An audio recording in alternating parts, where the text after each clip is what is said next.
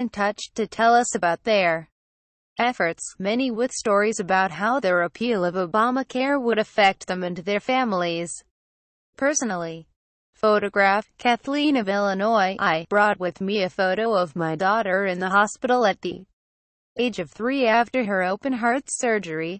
Cynthia, a 45-year-old from California, summed up the fight well.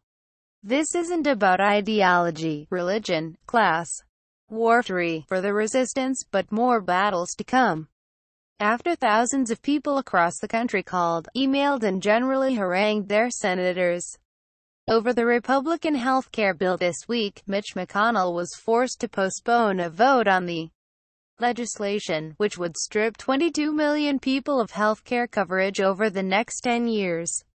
Our Revolution, Indivisible, People for Bernie, National Nurses United and more progressive groups hailed the postponement. NNU called it a giant step towards single-payer healthcare, but warned that the fight was not over.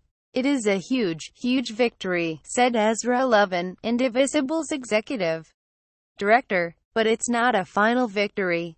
The challenge now will defeat this. Pressure will have to continue. Republicans go into hiding, but here's how to find them. Only 2 Republican senators have town hall events scheduled during recess week, traditionally a time for elected officials to meet with us commoners. It's in keeping with their colleagues in the House, most of whom ducked meetings with constituents while they were considering their own health care bill. As one source pointed out to The Guardian, however, lest they be labeled a communist or flag hater.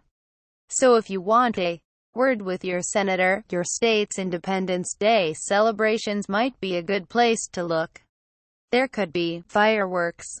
Facebook, Twitter, Pinterest, some fireworks. We have no qualms about making the same joke twice.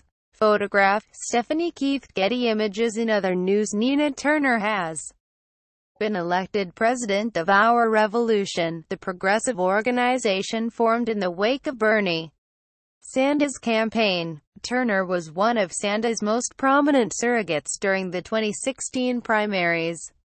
In a video message announcing the move, Turner promised to take us to the next level in pushing for liberal policies in the U.S.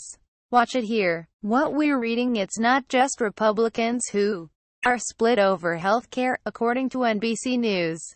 Democrats are divided as well, with some, Chuck Schumer, for one, advocating for discussing modest changes to Obamacare, and others, Bernie Sanders, for example, arguing for full resistance ahead of a push for Medicare for all.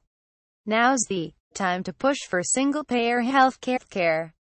Aronoff says, whereas right now, the austerity politics embodied in Trumpcare simply aren't popular, and expansive social